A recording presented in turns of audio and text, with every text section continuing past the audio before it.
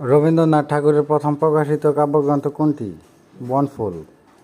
আজি এ প্রভাতে রবির কর কেমনে পশিল প্রাণের পর কোন কবিতার চরণ? নির্ঝরের স্বপ্নভগ্ন।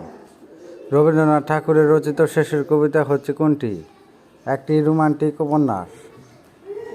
কোনটি রবীন্দ্রনাথ ঠাকুরের কাব্যগ্রন্থ নয়? সবগুলো। রবীন্দ্রনাথ ঠাকুর নাইট উপাধি ত্যাগ করেন কত সালে? 1919 সালে। পদাবলী লিখেছেন কে? রবীন্দ্রনাথ ঠাকুর। কোন গ্রন্থটি রবীন্দ্রনাথ ঠাকুর রচিত নয়? রাজবন্দির জবানবন্দি। নৌকাডুবি রবীন্দ্রনাথের কোন ধরনের রচনা? উপন্যাস জাতীয় রচনা। কোন আধুনিক কবি ব্রজবুলি ভাষায় কাব্য রচনা করেন? মাইকেল মধুসূদন দত্ত। কোনটি রবীন্দ্রনাথের সাহিত্য সমালোচক গ্রন্থ? তিনটি। সাহিত্য, সাহিত্যের স্বরূপ এবং সাহিত্যের পথে তিনটি সাহিত্য সমালোচক গ্রন্থ। কোন বাঙালি নাইট উপাধি পেয়েছিলেন?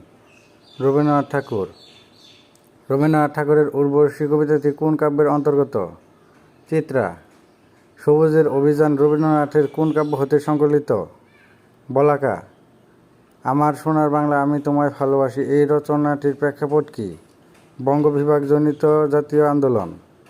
বাংলাদেশের জাতীয় সঙ্গীতে কোন বিষয়টি প্রধানভাবে আছে? বাংলার প্রকৃতি কথা।